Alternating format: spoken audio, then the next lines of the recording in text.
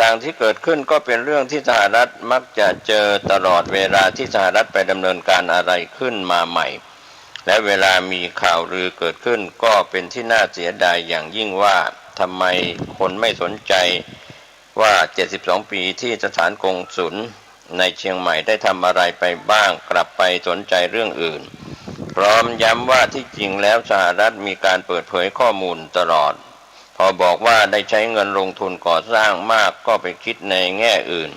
พอเอาโมเดลการก่อสร้างให้ดูคนก็เอาไปตีความเป็นอย่างอื่นอีกส่วนท่าทีของประเทศไทยเกี่ยวกับกรณีการสู้รบกันระหว่างยูเครนกับรัสเซียนั้นกงสุลใหญ่สหรัฐอเมริกาประจำเชียงใหม่ก็ระบุว่าสหรัฐกับไทยเป็นพันธมิตรกันมายาวนานเป็นหุ้นส่วนเก่าแก่กว่า200ปีแม้จะเริ่มต้นจากความสัมพันธ์ทางการค้าแต่ต่อมาก็มีการขยายความสัมพันธ์ครอบคลุมไปหลายๆด้านมีสนธิสัญญาด้านความมั่นคงและทำงานร่วมกับไทยในการรักษาความปลอดภัยชายแดนและก็ปกป้องประเทศไทย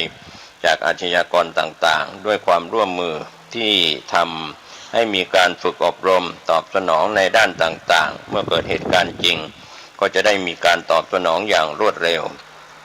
ในด้านการเมืองนั้นประเทศไทยมีเพื่อนมากซึ่งเป็นสิ่งที่สหรัฐต้องการเช่นเดียวกันสหรัฐไม่ได้ต้องการให้ประเทศไทยต้องเลือกประเทศใดประเทศหนึ่งด้วยความสัมพันธ์ตลอดที่มีมายาวนานก็เป็นความสัมพันธ์ที่แข็งแกร่งและจะสนับสนุนเช่นนี้ต่อไปครับก็เป็นเรื่องราวข่าวที่เกี่ยวข้องกับกงสุลของสหรัฐที่เชียงใหม่จะมีการก่อสร้างในสถานที่ใหม่โดยเป็นข้อชี้แจงจากนายชอนเคโอนินกงสุลใหญ่สหรัฐอเมริกาเชียงใหม่พร้อมด้วยนายไมเคิลโกอาร์คผู้อำนวยการโครงการก่อสร้างสถานกงสุลใหญ่สหรัฐเชียงใหม่แห่งใหม่ได้ชี้แจงเพื่อตอบข้อซักถามของพี่น้องสื่อมวลชนจากผู้จัดการออนไลน์สงบเรียกว่าสยบในเรื่องของข่าวลือที่เกิดขึ้นก็เป็นข้อเท็จจริงที่เรารายงานข่าวคืบหน้าจะได้รายงานให้ท่านได้รับรู้รับทราบกันในเรื่องของข่าวลือได้ชี้แจงข้อเท็จจริงจากกงสุลของสหรัฐที่เชียงใหม่แล้ว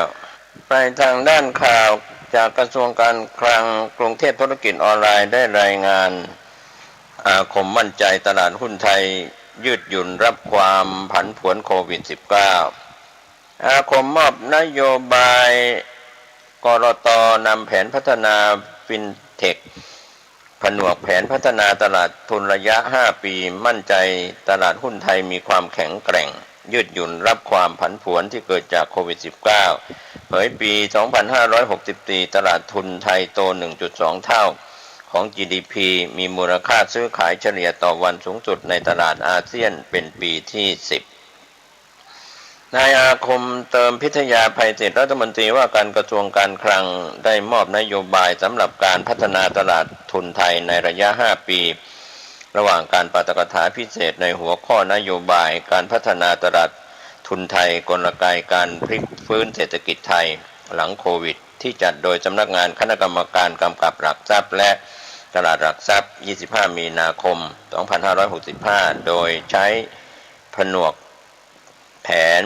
ฟินเทคนิคเข้าไปในแผนพัฒนาตลาดทุนดังกล่าวไม่ว่าจะเป็นการนำหลักคิดกลไกบล็อกเซลมาปูพื้นโครงสร้างพื้นฐานดิจิทัลตลาดทุนไทย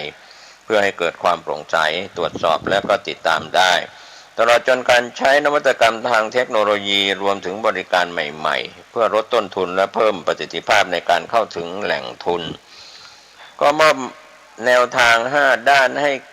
กับสำนักงานกรต.และหน่วยงานที่เกี่ยวข้องในการผลักดันแผนพัฒนาตลาดทุนไทยในช่วงปี 2565 ถึงปี 2569 มีข้อแรกการส่งเสริมการเข้าถึงการลงทุนและระดมทุนผ่านกลไกตลาดทุนสำหรับการระดมทุนก็โดยเฉพาะภาคธุรกิจในอุตสาหกรรมเป้าหมายเช่นธุรกิจที่ใช้โมเดลเศรษฐกิจชีวภาพเศรษฐกิจหมุนเวียนและเศรษฐกิจสีเขียวหรือ BCG อุตสาหกรรมเป้าหมาย12กลุ่มก็เพื่อเป็นเครื่องยนต์ใหม่ของเศรษฐกิจไทยข้อ2นั้นเพิ่มประสิทธิภาพ และศักยภาพการแข่งขันของตลาดทุนไทยผ่านการยกระดับมาตรฐานให้ทัดเทียมสากลก็มีการยกระดับของตลาดทุนไทยในเวทีโลกและภูมิภาครวมไปถึงการออกผลิตภัณฑ์ทางด้านการเงินการลงทุนที่น่าสนใจก็ตอบสนองความต้องการที่หลากหลายของผู้ลงทุนข้อที่3นั้นใช้เทคโนโลยีดิจิทัลสำหรับตลาดทุนโดยเน้นการพัฒนาโครงสร้างพื้นฐานของดิจิทัลก็มีการปรับกระบวนการต่างๆสู่ธุรกิจอัตโนมัติเพื่อให้ธุรกิจต่างๆสามารถดำเนินธุรกิจให้มีประสิทธิผลและโปร่งใสมากขึ้นข้อที่4พัฒนาตลาดทุนที่ยั่งยืนโดยตลาดทุนไทยจะเป็นกลไกหลักในการขับเคลื่อนภาคเศรษฐกิจจริงสู่การนำเอาปัจจัยด้าน ESG มาผนวกกับการดำเนินธุรกิจซึ่งจะเป็นรากฐานการบรรลุการพัฒนาอย่างยั่งยืนที่แท้จริงข้อที่5ข้อสุดท้ายนั้นก็เป็นการสนับสนุนสุขภาพทางการเงินที่ดีของประชาชนในระยะยาวโดยเฉพาะในวัยเกษียณและมีความรู้ความเข้าใจในทางการเงินก่อนในเรื่องนี้ทางรัฐมนตรีคลังยังกล่าวเพิ่มเติมว่าตั้งแต่เกิดการระบาดโควิด -19 จนถึงปัจจุบันนั้นตลาดทุนไทยได้รับผลกระทบจากการหดตัวของเศรษฐกิจส่งผลให้เกิดความผันผวนมากขึ้นอย่างไรก็ดีตลาดทุนไทยมีความยืดหยุ่นแล้วก็ปรับตัวได้ดีอีกทั้งยังได้แสดงบทบาทหน้าที่ในการเป็นช่องทางในการระดมในช่องทางที่ระดมทุนที่มีประสิทธิภาพและเป็นเสาหลักในการช่วยให้ธุรกิจสามารถดำเนินธุรกิจต่อไปได้ที่ผ่านมานั้นตลาดทุนไทยสามารถเติบโตได้อย่างต่อเนื่องมีขนาดใหญ่เป็นอันดับ3ของอาเซียนในปี 2564 ขนาดของตลาดทุนคิดเป็น 1.2 เท่าของ GDP ตลาดตราสารหนี้รวมของภาครัฐและเอกชนคิดเป็น 0.9 เท่าของ GDP ในขณะเดียวกันผู้ลงทุนในตลาดทุนไทยก็มีอัตราการเติบโตที่สูงขึ้นอย่างต่อเนื่องและยังมีความหลากหลายโดยกลุ่มคนรุ่นใหม่ได้เข้ามามีบทบาทในตลาดทุนจะเห็นได้ว่าการเติบโตตลาดทุนไทยภายใต้วิกฤตนี้ผนวกกับความท้าทายหลายด้านได้เน้นย้ำถึงบทบาทของตลาดทุนไทยทั้งภาคการเงินและเศรษฐกิจของไทยในระยะหลังที่ผ่านมาตลาดทุนไทยยังคงสามารถดึงดูดเงินต่างประเทศได้อย่างต่อเนื่องส่วนสภาวะตลาดทุนไทยจากนี้ไปในปีจากอดีตถึงปัจจุบันก็มีข้อมูลในอดีตในปี 2563 ถึงปี 2564 ที่ผ่านมานั้นตลาดหุ้นไทยเช่นเดียวกับตลาดหุ้นทั่วโลกได้รับผลกระทบจากโควิด -19 หลายระลอกตลาดหุ้นไทยสามารถฟื้นตัวได้อย่างรวดเร็วโดยดัชนีราคาหุ้นปรับตัวขึ้นมาถึง 50% ในปี 2564 จากจุดต่ำสุดในรอบ 8 ปีเมื่อเดือนมีนาคม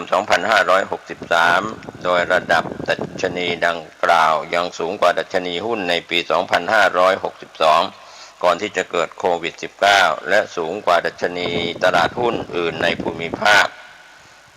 ทั้งนี้ส่วนของอุตสาหกรรมได้ส่งผลต่อการปรับตัวเช่นเดียวกันโดยเฉพาะอย่างยิ่งหุ้นในกลุ่มเทคโนโลยีกลุ่มสินค้าอุตสาหกรรมและการเงินสำหรับการออกและเสนอขายหลักทรัพย์แก่ประชาชนทั่วไปเป็นครั้งแรกหรือ IPO มีบริษัทออกและเสนอขายแล้วกว่า40หลักทรัพย์เป็นจำนวนสูงสุดในรอบ4ปีมีมูลค่าซื้อขายรวมกว่า 1.37 แสนล้านบาทสูงอันดับหนึ่งของอาเซียนนอกจาก IPO แล้วยังมีบริษัทใช้ช่องทางการระดมทุนจากนวัตกรรมผ่านสินทรัพย์ดิจิทัลจำนวน1รายมูลค่าเสนอขายรวม 2.4 พันล้านบาทและยังมี SME ระดมทุนผ่านการเสนอขายหลักทรัพย์วงแคบจำนวน11บริษัทมูลค่ารวม90ล้านบาทและผ่าน Crowdfunding จำนวน140บริษัทมูลค่ารวม 1.4 พันล้านบาทนอกจากนี้ในปี 2564 บริษัทจดทะเบียนไทยยังได้รับการจัดอันดับในดาวโจนส์อินเด็กซ์เป็นตลาดเกิดใหม่โดยมีจำนวนเป็นอันดับ2อีกด้วยส่วนทางด้านมูลค่าซื้อขายเฉลี่ยรายวันตลาดหุ้นไทย ยังคงมีมูลค่าสูงสุดในตลาดหลักทรัพย์ของอาเซียนมาเป็นปีที่10โดยปี 2564 มูลค่าอยู่ที่ 8.8 หมื่นล้านกว่าบาทเพิ่มขึ้น 31% เทียบกับปี 2563 ซึ่งเป็นผู้ลงทุนในประเทศมีสัดส่วนมูลค่าการซื้อขายสูงสุดอย่างต่อเนื่องในส่วนของตราสารหนี้ภาคเอกชนมีการออกและเสนอขายตราสารหนี้ระยะยาวมูลค่าเกิน1 ล้านบาทเพิ่มขึ้น 50%จากปี 2563 และตราสารหนี้ระยะสั้นมูลค่ากว่า 600,000 ล้านบาทแสดงให้เห็นว่าบริษัทต่างๆยังสามารถระดมทุนผ่านตลาดตราสารหนี้ได้อย่างต่อเนื่องด้วยสำหรับตราสารหนี้ภาครัฐกระทรวงการคลังได้ออกพันธบัตรออมทรัพย์ผ่านแอปเป๋าตังเพื่อช่วยส่งเสริมการเข้าถึงตลาดตราสารหนี้ของประชาชนอย่างต่อเนื่องสิ้นปี 2564 มีมูลค่ารวม 3.2 หมื่นล้านบาทนอกจากนี้ภาครัฐและเอกชนยังได้เสนอออกตราสารหนี้เพื่อความยั่งยืนสิ้นปี 2564 มีมูลค่าราว 1.7 แสนล้านบาทด้านเงินลงทุนตลาดตราสารหนี้ไทยพบว่าเงินลงทุนไหลเข้าสุทธิจากต่างชาติกว่า 1.4 แสนล้านบาทสิ้นปี 2564 ผู้ลงทุนต่างชาติถือครองพันธบัตรไทยเป็นประวัติการที่ 1 ล้านล้านบาทคิดเป็น 6.8% ของมูลค่าคงค้างตราสารหนี้ไทยด้านตลาดสินทรัพย์ดิจิทัลสิ้นปีที่ผ่านมามีมูลค่ารวมทั่วโลก 2.6 ล้านล้านดอลลาร์สหรัฐซึ่งพบว่ามีผู้ลงทุนรายย่อยในประเทศไทยเปิดบัญชีเพิ่มขึ้นกว่า 600,000 บัญชียังเป็นกลุ่มหลักในการซื้อขายสินทรัพย์ดิจิทัลอย่างต่อเนื่องราคาสินทรัพย์ดิจิทัลมีความผันผวนสูงมากเมื่อเทียบกับสินทรัพย์อื่นอีกทั้งยังมีการพัฒนาการและการเติบโตที่รวดเร็วทั้งด้านนวัตกรรมและผลิตภัณฑ์ตลาดสินทรัพย์ดิจิทัลจึงเป็นเรื่องสำคัญและท้าทายการกำกับดูแลสำหรับประเทศไทยได้นำแนวทางกำกับจากประเทศต่างๆมาปรับใช้ให้เหมาะสมกับบริบทประเทศไทยให้กฎเกณฑ์และแนวปฏิบัติต่างๆครอบคลุมและดูแลนักลงทุนโดยหน่วยงานเกี่ยวข้องได้ติดตามอย่างใกล้ชิดและหารือในการส่งเสริมและคำนึงในการป้องกันคุ้มครองผู้ลงทุนและมีมาตรการประกอบธุรกิจที่มีการซื้อขายสินทรัพย์ดิจิทัลที่มีความปลอดภัยและเป็นไปตามระเบียบสากลนะครับก็เป็นข้อชี้แจงจากนายอาคมเติมพิทยาภัยจิตรัฐมนตรีว่าการกระทรวงการคลังได้กล่าวมอบนโยบายสำหรับการพัฒนาตลาดทุนไทยระยะ 5 ปีในงานปาฐกถาพิเศษในหัวข้อนโยบายพัฒนาตลาดทุนไทยกลไกการพลิกฟื้นเศรษฐกิจไทยหลังโควิดก็จัดงานนี้โดยสำนักงานคณะกรรมการกำกับหลักทรัพย์และตลาดหลักทรัพย์ 25 มีนาคม 2565 นะครับก็ขอบคุณในส่วนของกรุงเทพธุรกิจออนไลน์ที่ได้รายงานข่าวนี้ต่อท่านผู้ชมท่านผู้ฟังข่าวคืบหน้าจะได้รายงานให้ท่านได้รับรู้รับทราบเพิ่มเติมต่อไปทางด้านข่าวเดลินิวออนไลน์รายงานข่าวคืบหน้าชาวบ้านปลื้มบิ๊กตู่ทำงานไวดลใจ10 มาตรการช่วยเหลือผลกระทบสงครามรัสเซียยูเครน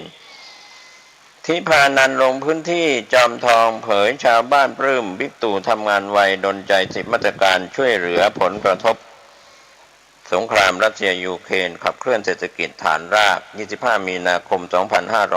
2565 นางสาวทิพานันท์สิริชนะประจำสำนักเลขาธิการนายกรัฐมนตรีอดีตผู้สมัครสสกทมเขตจอมทองถึงธนบุรีอดีตรองโฆษกพรรคพลังประชารัฐกล่าวกับทีมข่าวตอนหนึ่งว่าจากการลงพื้นที่พบปะพี่น้องประชาชนในเขตพื้นที่จอมทองถึงธนบุรีเพื่อประชาสัมพันธ์ให้พี่น้องประชาชนดูแลสุขภาพและดำเนินการป้องกันแหล่งเพาะพันธุ์ยุงลายในชุมชนเนื่องจากมีการแพร่ระบาดของเชื้อไวรัสโควิด -19 แล้วยังมีการแพร่ระบาดของโรคไข้เลือดออกการลงพื้นที่มีพี่น้องประชาชนได้เข้ามาแสดงความเห็นต่อกรณีที่คณะรัฐมนตรีเมื่อ 22 มีนาคม 2565 ที่ผ่านมาได้เห็นชอบ10 มาตรการเร่งด่วนช่วยเหลือประชาชนวงเงินงบประมาณ 70,000 ล้านบาท จากผลกระทบของสงครามรัสเซียถึงยูเครนว่าพี่น้องประชาชนส่วนใหญ่ดีใจที่รัฐบาลผลักดันมาตรการออกมาได้อย่างทันท่วงทีและแก้ไขปัญหาได้ตรงจุดโดยเฉพาะผลกระทบจากพลังงานราคาน้ำมันซึ่งมุ่งไปที่กลุ่มของผู้มีรายได้น้อยและผู้ประกอบอาชีพอิสระไม่ว่าจะเป็นผู้ค้าหาบเล่แผงลอยผู้ขับขี่รถมอเตอร์ไซค์รับจ้างและผู้ขับขี่รถแท็กซี่จะช่วยขับเคลื่อนเศรษฐกิจฐานรากดังนั้นพี่น้องประชาชนยังฝากขอบคุณพลเอกประยุทธ์จันทร์โอชานายกรัฐมนตรีและรัฐมนตรีว่าการกระทรวงกลาโหมที่ทำงานฉับไวตอบสนองความต้องการได้อย่างรวดเร็วก็โดนใจพร้อมกับให้กำลังใจนายกรัฐมนตรีในการทำงานต่อไปจากที่ได้ลงพื้นที่ถามไถ่และพูดคุยถึงมาตรการของรัฐบาลก็พบปะพี่น้องวินมอเตอร์ไซค์เขตจอมทองพี่วินมอเตอร์ไซค์ทราบข่าวมาตรการช่วยเหลือของนายกรัฐมนตรีก็ขอบคุณรัฐบาลที่รับฟังปัญหาความเดือดร้อนของพี่น้องประชาชนรู้ว่าท่านนายกมีภาระที่ต้องดูแลคนเยอะหลายกลุ่มแต่มาตรการนี้ถือว่าตรงใจและช่วยแก้ไขปัญหาได้จริงแก้เฉพาะหน้าเร่งด่วนให้บรรเทาก่อนใครจะว่าอย่างไรขอให้นายกอดทนเพราะการแก้ปัญหาถูกทางแล้วนางสาวทิพานันท์กล่าวก็เป็นส่วนที่ท่านได้รับข้อมูลข่าวสารข้อชี้แจง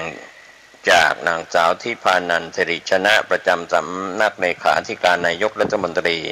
เป็นอดีตผู้สมัครสสกทมเขตจอมทองถึงธนบุรี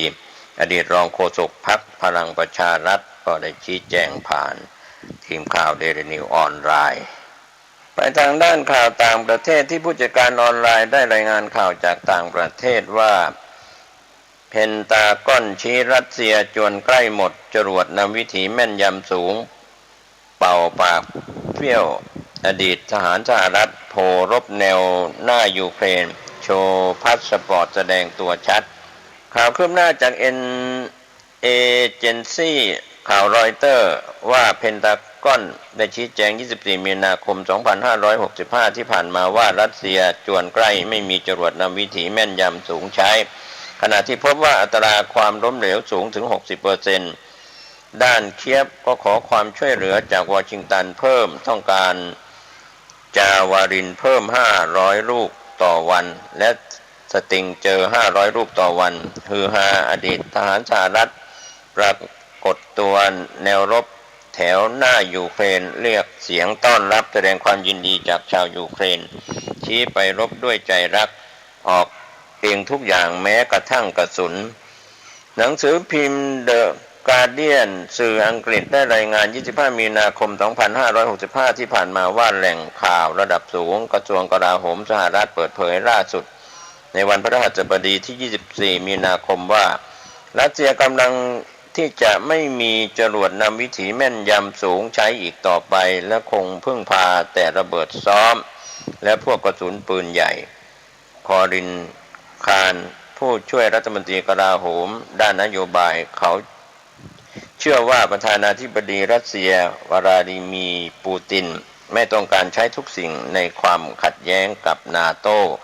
ก่อนหน้านั้นแหล่งข่าวเจ้าหน้าที่สหรัฐ3 คนได้ออกมาเปิดเผยกับรอยเตอร์ข่าวใหญ่ว่ารัสเซียดูเหมือนแสดงอัตราความล้มเหลวสูงถึง 60% ระหว่างการสู้รบในยูเครนสำหรับจรวดนำวิถีแม่นยำสูงพร้อมกับเสริมว่ากองกำลังพลรัสเซียสูญเสียเพิ่มมากขึ้นและมีปัญหาขาดแคลนยุทธปัจจัยแต่เดิมบรรดานักวิเคราะห์เคยออกมาวิพากษ์ว่ารัสเซียจะสามารถประสบชัยชนะเหมือนยูเครนได้โดยง่ายแต่ทว่าครบรอบ1 เดือนของการบุกยึดกลับพบว่าฝ่ายเคมรินยังไม่สามารถยึดเมืองใหญ่หลายๆเมืองได้ในยูเครนถึงแม้ฝ่ายรัสเซียจะถล่มยูเครนอย่างหนักคอนวอยยานยนต์หุ้มเกราะไม่สามารถเคลื่อนได้นานนับสัปดาห์ค้างอยู่ใกล้กรุงเคียฟและทางตะวันออกของยูเครนและในเวลานี้ฝ่ายเคียฟเปิดเผยว่าได้เปลี่ยนแนวรบจากการตั้งรับเป็นการลุกคืบเพื่อผลักดันฝ่ายรัสเซียออกไป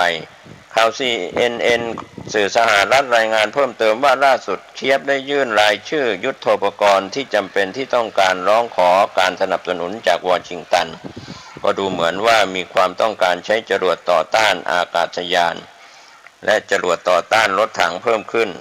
โดยฝ่ายเคียฟเปิดเผยว่าในแต่ละวันของการสู้รบต้องใช้จาวาริน500ลูกและสติง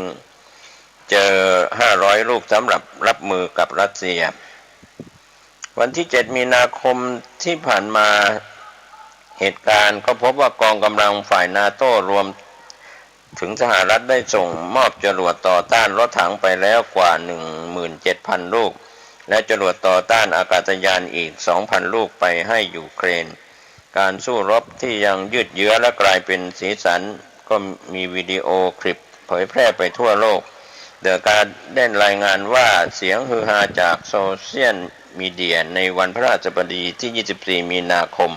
ที่ผ่านมานั้นคลิปแสดงภาพอดีตทหารสหรัฐในชุดเครื่องแบบทำสงครามพร้อมแว่นตากันแดดเลแบนสีดำถือปืนปรากฏตัวอยู่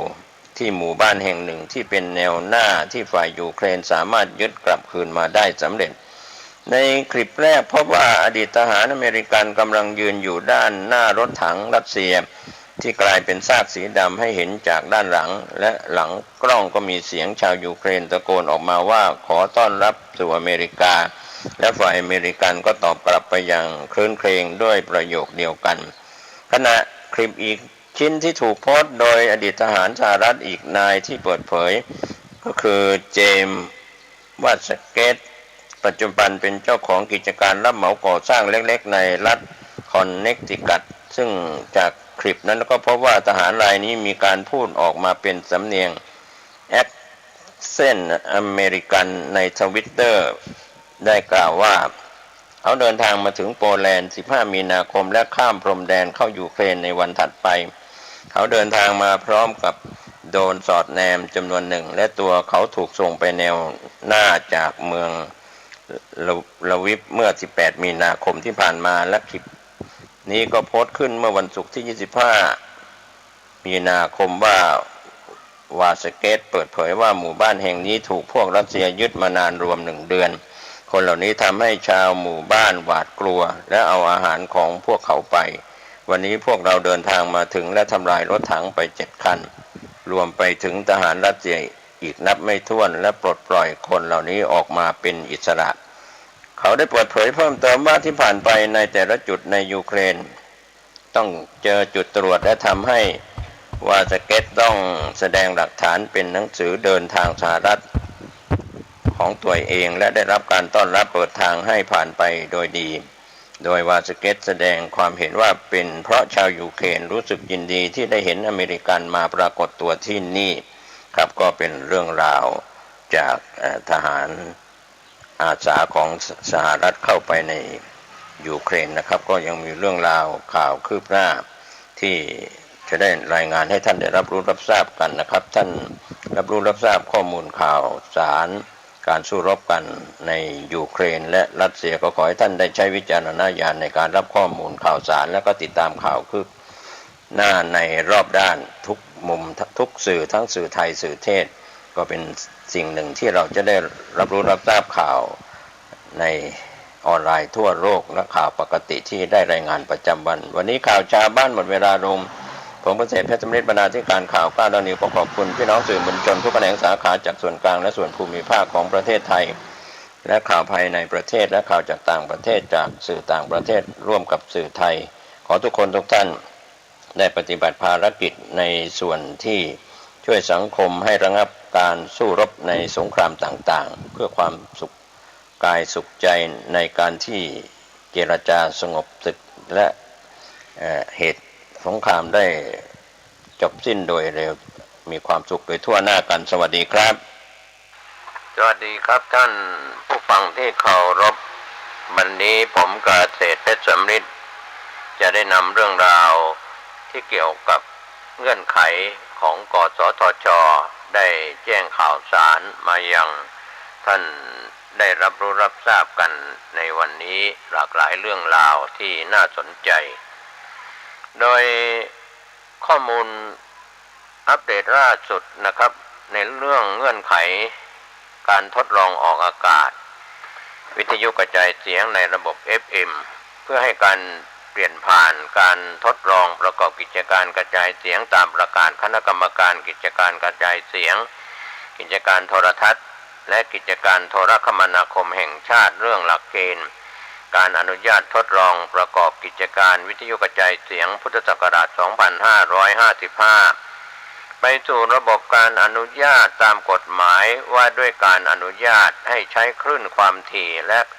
การประกอบกิจการกระจายเสียง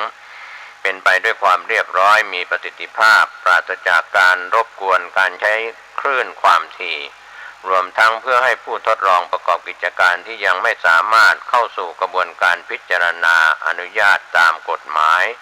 ว่าด้วยการอนุญาตให้ใช้คลื่นความถี่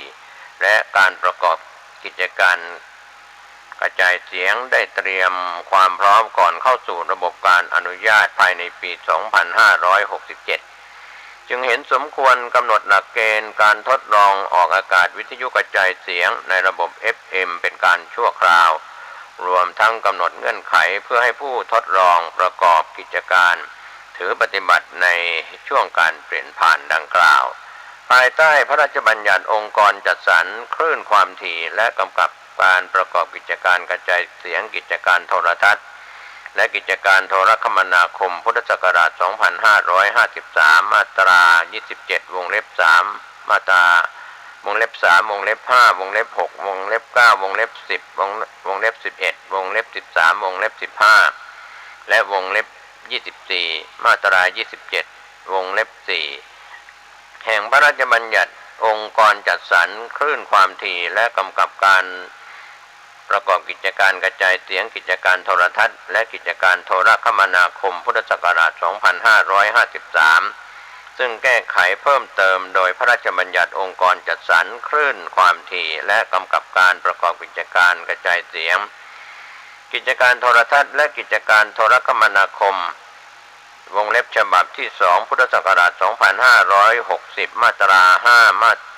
ตรา 7 มาตรา 8 มาตรา 9 มาตรา 10 มาตรา 11 มาตรา 12 มาตรา 13 มาตรา 14 15 มาตรา 16 มาตรา 18 มาตรา 19 มาตรา 20 มาตรา 21 มาตรา 22 มาตรา 23 มาตรา 24 มาตรา 29 มาตรา 33 มาตรา 34 มาตรา 35 มาตรา 36 มาตรา 37 มาตรา 38 มาตรา 53 มาตรา 55 มาตรา 56 มาตรา 78 แห่งพระราชบัญญัติการประกอบกิจการกระจายเสียงและกิจการโทรคมนาคมพุทธศักราช 2551 รวมถึงประกาศคณะกรรมการกิจการกระจายเสียงกิจการโทรทัศน์และกิจการโทรคมนาคมแห่งชาติเรื่องหลักเกณฑ์ว่าด้วยการทดลองออกอากาศวิทยุกระจายเสียงในระบบ FM และระเบียบข้อบังคับประกาศคำสั่งข้อกำหนดหรือหลักเกณฑ์ใดๆที่คณะกรรมการกิจการกระจายเสียงกิจการโทรทัศน์และกิจการโทรคมนาคมแห่งชาติกำหนดและที่จะประกาศเพิ่มเติมหรือแก้ไขเพื่อบังคับใช้ต่อไปในอนาคตให้ผู้ทดลองออกอากาศวิทยุกระจายเสียงในระบบ FM ปฏิบัติตามเงื่อนไขดังต่อไปนี้ข้อ 1 นิยามการทดลองออกอากาศหมายความว่าการทดลองออกอากาศวิทยุกระจายเสียงซึ่งให้บริการส่งข่าวสารสาธารณะหรือรายการไปยังเครื่องรับที่สามารถรับฟังการให้บริการนั้นๆได้โดยผ่านคลื่นความถี่ในระบบ FM ผู้ทดลองประกอบกิจการหมายความว่าผู้ได้รับอนุญาตให้ทดลองประกอบกิจการวิทยุกระจายเสียงตามประกาศคณะกรรมการกิจการกระจายเสียงกิจการโทรทัศน์และกิจการโทรคมนาคมแห่งชาติเรื่องหลักเกณฑ์การอนุญาตทดลองประกอบกิจการวิทยุกระจายเสียงพุทธศักราช 2555 ผู้ทดลองออกอากาศหมายความว่าผู้ทดลองออกอากาศวิทยุกระจายเสียงในระบบ FM ตามประกาศนี้สถานีหมายความว่าสถานที่ที่ใช้สำหรับทำการทดลองส่งข่าวสารสาธารณะหรือรายการของการประกอบกิจการวิทยุกระจายเสียงไม่ว่าจะ เป็นการส่งผ่านโครงข่ายของตนเองหรือของผู้อื่นก็ตามเขตให้บริการหมายความว่าเขตพื้นที่การให้บริการที่ผู้ทดลองประกอบกิจการมีสิทธิทดลองประกอบกิจการตามที่ได้รับอนุญาตจากคณะกรรมการกิจการวิทยุการบินหมายความว่ากิจการวิทยุนำทางการบินและกิจการเคลื่อนที่ทางการบินในเส้นทางบินพาณิชย์ตามตารางกำหนดคลื่นความถี่แห่งชาติแพร่คลื่นความถี่รบกวนหมายความว่าการแพร่ที่มีความถี่วิทยุใดๆที่อยู่นอกเหนือแถบความถี่ที่จำเป็นหมายความรวมถึงการแพร่ฮาร์โมนิกการแพร่พาราซิติกผลจากการมอดูเลตระหว่างกันและผลจากการแปลงความถี่แต่ไม่รวมถึงการแพร่นอกแถบคณะกรรมการหมายถึงคณะกรรมการกิจการกระจายเสียงกิจการโทรทัศน์และกิจการโทรคมนาคมแห่งชาติสำนักงานกสทช.หมายความว่าสำนักงานคณะกรรมการกิจการกระจายเสียงกิจการโทรทัศน์และกิจการโทรคมนาคมแห่งชาติพนักงานเจ้าหน้าที่หมายความว่าบุคคลที่กสทช.แต่งตั้งให้ปฏิบัติตามประกาศนี้ข้อ2คุณสมบัติของผู้ทดลองออกอากาศผู้ทดลองออกอากาศต้องมีคุณสมบัติตามที่กำหนดไว้ในประกาศคณะกรรมการกิจการกระจายเสียงกิจการโทรทัศน์และกิจการโทรคมนาคมแห่งชาติเรื่องหลักเกณฑ์ว่าด้วยการทดลองออกอากาศวิทยุกระจายเสียงในระบบ FM ภาคผนวกกภาคผนวกขภาคผนวกครวมถึงระเบียบข้อบังคับประกาศคำสั่งหรือมาตรการที่คณะกรรมการกำหนดตลอดระยะเวลาการทดลองออกอากาศข้อ3การเปลี่ยนแปลงข้อมูล 3.1 ห้ามมิให้ผู้ทดลองออกอากาศเปลี่ยนแปลงความถี่ออกอากาศที่ตั้งเครื่องส่งที่ตั้งสายอากาศความสูงสายอากาศกำลังส่งออกอากาศและประเภทหรือวัตถุประสงค์ในการทดลองออกอากาศตลอดระยะเวลาในการทดลองออกอากาศ 3.2 กรณีที่มีผู้ทดลองออกอากาศมีการเปลี่ยนแปลงข้อมูลดังต่อไปนี้จะต้องแจ้งรายละเอียดการเปลี่ยนแปลงข้อมูลเป็นลายลักษณ์อักษรพร้อมเอกสารหลักฐานประกอบเพื่อให้สำนักงานกสทช.ทราบภายใน15วันนับแต่วันที่มีการเปลี่ยนแปลงวงเล็บ1ชื่อนิติบุคคลหรือกลุ่มคนวงเล็บ2ผู้มีอำนาจกระทำการแทนนิติบุคคลหรือกลุ่มคนวงเล็บ3ผู้ถือหุ้นหรือหุ้นส่วนของนิติบุคคลโดยต้องมีผู้ถือหุ้นหรือหุ้นส่วนไม่น้อยกว่า1ใน3มีภูมิลำเนาอยู่ในพื้นที่ให้บริการ4สมาชิกกลุ่มคนโดยสมาชิกทุกคนต้องมีภูมิลำเนาอยู่ในพื้นที่ให้บริการ4ที่ตั้งนิติบุคคลหรือกลุ่มคน5ผู้อำนวยการสถานี6การแปลสภาพห้างหุ้นส่วนจำกัดเป็นบริษัทจำกัด 3.3 กรณีผู้ทดลองออกอากาศมีการเปลี่ยนแปลงข้อมูลดังต่อไปนี้ให้ผู้ทดลองประกอบกิจการยื่นคำร้องขอเปลี่ยนแปลงข้อมูลต่อพนักงานเจ้าหน้าที่เพื่อพิจารณาอนุมัติโดยผู้ทดลองออกอากาศจะต้องแจ้งรายละเอียดการเปลี่ยนแปลงพร้อมทั้งยื่นเอกสารหลักฐานที่เกี่ยวข้องต่อพนักงานเจ้าหน้าที่ก่อนดำเนินการเปลี่ยนแปลงข้อมูลวงเล็บ1เปลี่ยนชื่อสถานีวงเล็บ2ที่ตั้งห้องส่งข้อ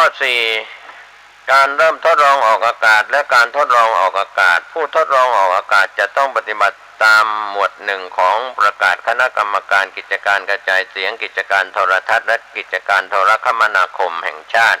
เรื่องหลักเกณฑ์ว่าด้วยการทดลองออกอากาศวิทยุกระจายเสียงในระบบ FM โดยเคร่งครัดวงเล็บ1เมื่อผู้ทดลองประกอบกิจการเข้าแสดงตนตามรูปแบบขั้นตอนและวิธีการที่กสทช.กำหนดแล้วให้การทดลองออกอากาศมีผลนับตั้งแต่วันที่ผู้ทดลองประกอบกิจการเข้าแสดงตนเป็นต้นไปและให้สิ้นสุดการทดลองออกอากาศในวันที่31ธันวาคม2567วงเล็บ2ผู้ทดลองออกอากาศจะต้องทดลองออกอากาศตามประเภทขอบเขตและเงื่อนไขที่เคยได้รับอนุญาตให้ทดลองประกอบกิจการและจะต้องมีคุณสมบัติลักษณะผังรายการสัดส่วนรายการการหารายได้ความรับผิดชอบ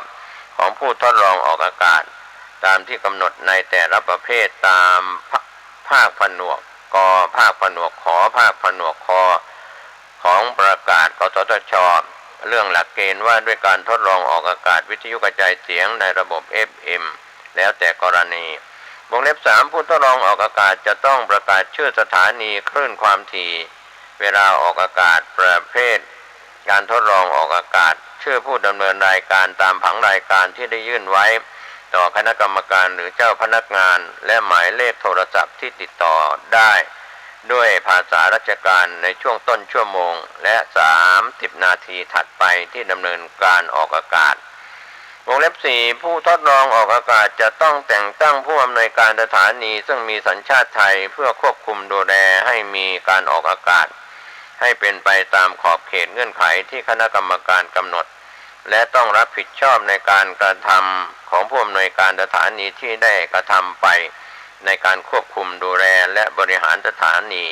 เสมือนเป็นการกระทำของตนเองเว้นแต่จะพิสูจน์ได้ว่า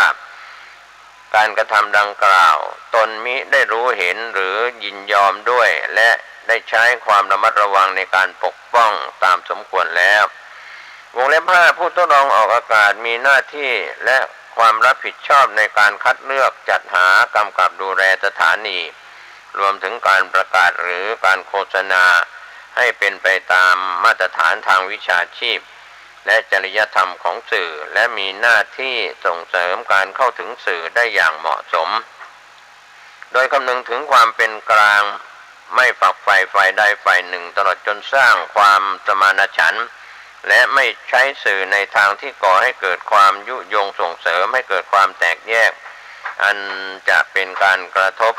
ต่อสังคมทั้งในระดับครอบครัวและระดับชุมชน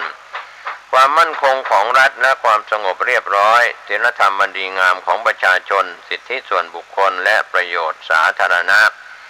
วงเล็บ 6 ผู้ทดลองออกอากาศจะต้องไม่ออกอากาศรายการที่มีเนื้อหาสาระที่ก่อให้เกิดการล้มล้างการปกครองในระบอบประชาธิปไตยอันมีพระมหากษัตริย์ทรงเป็นประมุขหรือที่มีผลกระทบต่อความมั่นคงของรัฐความสงบเรียบร้อยหรือศีลธรรมอันดีของประชาชนหรือมีการกระทำซึ่งเข้าลักษณะลามกอนาจารหรือมีผลกระทบต่อการให้เกิดความเสื่อมทรามทางจิตใจหรือสุขภาพของประชาชนอย่างร้ายแรงวงเล็บ 7 ผู้ทดลองออกอากาศจะต้องจัดให้มีการบันทึกรายการที่ได้ออกอากาศไปแล้วโดยอาจบันทึกไว้ในเทปหรือวัสดุโทรทัศน์อย่างอื่นหรือด้วยวิธีการใดๆที่สามารถถ่ายทอดกลับมาเป็นรายการนั้นได้และเก็บรักษาไว้เพื่อให้พนักงานเจ้าหน้าที่ตรวจสอบได้โดยระยะเวลาการเก็บรักษาการบันทึกต้องไม่น้อยกว่า30วันข้อ 5 พื้นที่การให้บริการให้ผู้ทดลองออกอากาศทดลองออกอากาศวิทยุกระจายเสียงภายในเขตการให้บริการตามที่ได้รับอนุญาตจากคณะกรรมการตลอดระยะเวลาการทดลองออกอากาศข้อ 6 มาตรฐานทางเทคนิควงเล็บ 1 ความถี่วิทยุ 1.1 ย่านความถี่กำหนดให้ใช้ย่านความถี่วิทยุ87ถึง108เมกะเฮิรตซ์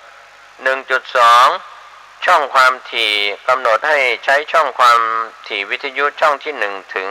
ช่องที่82ตั้งแต่ความถี่87.50เมกะเฮิรตซ์ถึง107.75เมกะเฮิรตซ์และมีช่องห่างระหว่างคลื่นพา250กิโลเฮิรตซ์ 1.3 การโมดูเลตกำหนดให้มีการโมดูเลตเป็นการโมดูเลตทางความถี่ FM 1.4 ความกว้างแถบคลื่นไม่เกิน200กิโลเฮิรตซ์ 1.5 ค่าเบี่ยงเบนความถี่ไม่เกินบวก75กิโลเฮิรตซ์ 1.6 กำหนดช่องความถี่ข้างเคียงในพื้นที่การกระจายเสียงที่ทับซ้อนต้องมีความถี่คลื่นพาอยู่ห่างจากกันไม่น้อยกว่า250กิโลเฮิรตซ์หรือ1ช่องห่างระหว่างคลื่นพาตามข้อ 1.2 วงเล็บ 2 ลักษณะทางเทคนิคของสถานีวิทยุกระจายเสียง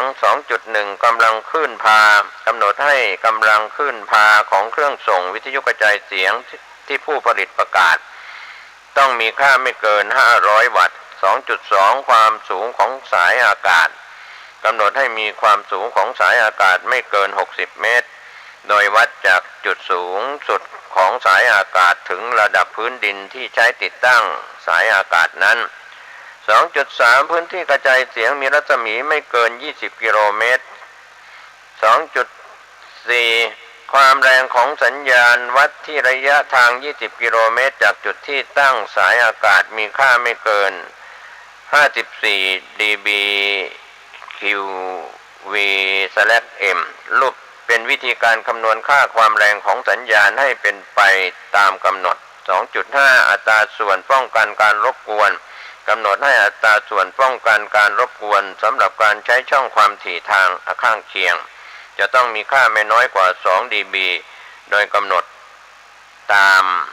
มาตรฐานวงเล็บ3เงื่อนไขการใช้คลื่นความถี่ 3.1 ผู้ทดลองออกอากาศต้องออกอากาศสถานีวิทยุกระจายเสียงโดยไม่ก่อให้เกิดการรบกวนต่อสถานีวิทยุคมนาคมอื่นได้แก่กิจการวิทยุคมนาคมกิจการโทรคมนาคมกิจการกระจายเสียงกิจการโทรทัศน์และกิจการวิทยุการบิน 3.2 กรณีผู้ทดลองออกอากาศที่มีที่ตั้งสถานีวิทยุกระจายเสียงตามบริเวณชายแดนไทยกับประเทศเพื่อนบ้านจะต้องไม่ก่อให้เกิดการรบกวนกับสถานีวิทยุกระจายเสียงของประเทศเพื่อนบ้าน 3.3 กำหนดให้พิกัดที่ตั้งของสายอากาศสำหรับผู้ทดลองออกอากาศเป็นไปตามที่ได้อนุญาตหรือเป็นไปตามข้อกำหนด 3.4 ต้องไม่อยู่ในพื้นที่ปลอดการรบกวนการใช้คลื่นความถี่ของสนามบินและสถานที่ตั้งเครื่องอำนวยความสะดวกในการเดินอากาศ 3.5 ต้องตั้งห่างจากสถานีตรวจสอบการใช้ความถี่วิทยุของสำนักงานกสทช.โดยมีระยะขจัดอย่างน้อย1กิโลเมตรทางอากาศหรือมีค่าความเข้มของสัญญาณคลื่นพาของสถานีณบริเวณสถานีตรวจสอบการใช้ความถี่วิทยุต้องไม่เกิน50 mV/m วงเล็บ4ข้อเสนอแนะทางเทคนิค 4.1 สถานีวิทยุกระจายเสียงควรมีเครื่องปรับระดับความแรงสัญญาณเพื่อลดผลกระทบจากการแพร่นอกแถบ 4.2 สายอากาศควรมีค่าไม่เกิน1:1.5 ที่ความถี่วิทยุใช้งานเพื่อลดความเสียหายของเครื่องอันเกิดจากการสะท้อนกลับมาของคลื่น 4.3 ระบบส่งสถานีวิทยุกระจายเสียงควรติดตั้งระบบสายดินหรือระบบกราวโดยค่าความต้านทานของดินที่เหมาะสมคือไม่เกิน5โอห์มเพื่อป้องกันความเสียหายจากประจุไฟฟ้าที่ไหลเข้าเครื่องส่งกรณีเกิดฟ้าผ่าและป้องกันการเกิดอันตรายจากไฟฟ้าลัดวงจรอย่างไรก็ตามค่าความต้านทานของดินยิ่งมีค่าต่ำยิ่งมีประสิทธิภาพในการป้องกันการเสียหายดังกล่าวได้วงเล็บ5การมีใช้เครื่องวิทยุคมนาคมหรือการตั้งสถานีวิทยุคมนาคมผู้ทดลองออกอากาศต้องดำเนินการเกี่ยวกับเครื่องส่งวิทยุคมนาคมการตั้งสถานีวิทยุคมนาคมให้เป็นไปตามกฎหมายว่าด้วยวิทยุคมนาคมกฎหมายว่าด้วยการเดินอากาศกฎหมายว่าด้วยการควบคุมอาคารหรือกฎหมายอื่นที่เกี่ยวข้องแล้วแต่กรณีโดยครบถ้วนวงเล็บ6การรายงานผลการตรวจสอบมาตรฐานทางเทคนิคเครื่องส่งวิทยุกระจายเสียงระบบ FM 6.1 ผู้ทดลองออกอากาศต้องปฏิบัติตามประกาศคณะกรรมการกิจการกระจายเสียงกิจการโทรทัศน์และกิจการโทรคมนาคมแห่งชาติเรื่องมาตรฐานทางเทคนิคเครื่องส่งวิทยุกระจายเสียงระบบ FM กำลังส่งต่ำลงวันที่ 4 พฤศจิกายน 2564 โดยอนุโลมเว้นแต่ข้อ 3.1.1 กำลังส่งที่กำหนดให้มีขีดจำกัดดังนี้ขีดจำกัดกำลังส่งคลื่นพาที่วัดได้จากการทดสอบจะต้องมีค่าความผิดพลาดไม่เกินของกำลังส่งที่กำหนดโดยกำลังส่งที่กำหนดของเครื่องส่งวิทยุกระจายเสียงต้องไม่เกิน500 วัตต์ และให้ปฏิบัติตามหลักเกณฑ์การใช้คลื่นความถี่สำหรับการทดลองออกอากาศวิทยุกระจายเสียงในระบบ FM ตามภาคผนวกงอท้ายประกาศคณะกรรมการกิจการกระจายเสียงกิจการโทรทัศน์และกิจการโทรคมนาคมแห่งชาติเรื่องหลักเกณฑ์ว่าด้วยการทดลองออกอากาศวิทยุกระจายเสียงในระบบ FM 6.2 ผู้ทดลองออกอากาศต้องแสดงความสอดคล้องตามมาตรฐานทางเทคนิคพร้อมทั้งนำส่งแบบรายงานระดับการแผ่คลื่นแม่เหล็กไฟฟ้าของสถานีวิทยุกระจายเสียงระบบ FM ตามภาคผนวกท้ายประกาศของประกาศคณะกรรมการกิจการกระจายเสียงกิจการโทรทัศน์และกิจการโทรคมนาคมแห่งชาติเรื่องมาตรฐานทางเทคนิคเครื่องส่งวิทยุกระจายเสียงระบบ FM กำลังส่งต่ำลงวันที่ 4 พฤศจิกายน 2564 และแบบรายงานกำลังส่งออกอากาศของสถานีวิทยุสำหรับการทดลองออกอากาศวิทยุกระจายเสียงในระบบ FM ตามภาคผนวกงอท้ายประกาศนี้ภายในวันที่ 31 ธันวาคมของทุกปี ข้อ 7 การป้องกันการรบกวนคลื่นความถี่ผู้ทดลองออกอากาศจะต้องปฏิบัติตามหมวด 3 ของประกาศคณะกรรมการกิจการกระจายเสียงกิจการโทรทัศน์และกิจการโทรคมนาคมแห่งชาติเรื่องหลักเกณฑ์ว่าด้วยการทดลองออกอากาศวิทยุกระจายเสียงในระบบ FM โดยเคร่งครัดรวมถึงมาตรการหรือดำเนินการอื่นใดที่คณะกรรมการกำหนดเพิ่มเติมเพื่อป้องกันการรบกวนกิจการวิทยุการบินในอนาคตข้อ 8 เหตุฉุกเฉินและภัยพิบัติในกรณีที่มีภัยพิบัติหรือมีเหตุฉุกเฉินหรือกรณีซึ่งมีความจำเป็นเพื่อรักษาประโยชน์สาธารณะหรือมีกรณีอื่นตามที่คณะกรรมการกำหนดผู้ทดลองออกอากาศจะต้องดำเนินการออกอากาศแจ้งข่าวหรือเตือนภัยให้ประชาชนทราบเมื่อรัฐบาลหรือหน่วยงานของรัฐร้องขอข้อ 9 การจัดทำผังรายการขอพักหรือหยุดการให้บริการชั่วคราว 9.1 ผู้ทดลองออกอากาศต้องจัดทำผังรายการให้เหมาะสมกับวัตถุประสงค์ของการทดลองออกอากาศและเสนอผังรายการหลักต่อกสทช.อย่างน้อยปีละ1 ครั้งภายในเดือนตุลาคมของทุกปีทั้งนี้การจัดทำผังรายการให้เป็นไปตามที่สำนักงานกสทช.กำหนด 9.2 การขอพักหรือหยุดการให้บริการชั่วคราวจะกระทำไม่ได้เว้นแต่มีเหตุจำเป็นที่ทำให้ต้องพักหรือหยุดการให้บริการชั่วคราวโดยให้แจ้งเหตุผลความจำเป็นพร้อมทั้งระบุระยะเวลาเริ่มต้นและสิ้นสุดการพักหรือหยุดให้บริการเป็นลายลักษณ์อักษรต่อสำนักงานกสทช.ล่วงหน้าไม่น้อยกว่า 15 วันก่อนทำการพักหรือหยุดให้บริการเว้นแต่กรณีมีเหตุสุดวิสัยให้แจ้งเป็นลายลักษณ์อักษรต่อสำนักงานกสทช.ทันทีที่สามารถกระทำได้ทั้งนี้การพิจารณาให้พักหรือหยุดการให้บริการให้กสทช.หรือพนักงานเจ้าหน้าที่พิจารณาเป็นรายกรณีข้อ 10 การสิ้นสุดการทดลองออกอากาศวงเล็บ 1ระยะเวลาทดลองออกอากาศสิ้นสุดลงวันที่ 31 ธันวาคม 2567วงเล็บ 2ผู้ทดลองออกอากาศขาดคุณสมบัติหรือมีลักษณะต้องห้ามในการเป็นผู้ทดลองออกอากาศวงเล็บ 3คณะกรรมการมีมติให้เพิกถอนสิทธิการทดลองออกอากาศวงเล็บ 4ผู้ทดลองออกอากาศขอยกเลิกการทดลองออกอากาศด้วยตนเองวงเล็บ 5ผู้ทดลองออกอากาศเป็นผู้ได้รับใบอนุญาตให้ใช้คลื่นความถี่และประกอบกิจการกระจายเสียงทั้งนี้เมื่อการอนุญาตทดลองออกอากาศสิ้นสุดลงให้ระงับการออกอากาศทันทีและห้ามมิให้ผู้ทดลองออกอากาศใช้เครื่องวิทยุคมนาคมหรือสถานีวิทยุคมนาคมเพื่อการทดลองออกอากาศข้อที่ 11การเปลี่ยนแปลงเงื่อนไขการทดลองออกอากาศผู้ทดลองออกอากาศจะต้องปฏิบัติตามกฎหมายว่าด้วยการประกอบกิจการกระจายเสียงและกิจการโทรทัศน์ระเบียบข้อบังคับประกาศคำสั่งหรือมาตรการที่เกี่ยวกับการประกอบกิจการกระจายเสียงและกิจการโทรทัศน์ที่คณะกรรมการกำหนดรวมถึงเงื่อนไขการทดลองออกอากาศและกฎหมายอื่นๆที่เกี่ยวข้องโดยเคร่งครัดในกรณีที่มีเหตุสำคัญหรือจำเป็นเพื่อคุ้มครองประโยชน์สาธารณะหรือกฎหมายหรือพฤติการเปลี่ยนแปลงไป คณะกรรมการมีอำนาจแก้ไขเพิ่มเติมขอบเขตและเงื่อนไขการอนุญาตได้ตามความจำเป็นข้อที่12การหารายได้ประเภทบริการทางธุรกิจผู้ทดลองออกอากาศหารายได้จากการโฆษณาและการบริการธุรกิจได้ไม่เกินชั่วโมงละ12 นาทีครึ่งโดยเมื่อรวมเวลาโฆษณาตลอดทั้งวันเฉลี่ยแล้วต้องไม่เกินชั่วโมงละ10 นาทีรวมถึงการจัดเก็บค่าสมาชิกหรือโดยวิธีการอื่นใด2ประเภทบริการสาธารณะผู้ทดลองออกอากาศจะหารายได้จากการโฆษณาไม่ได้เว้นแต่การ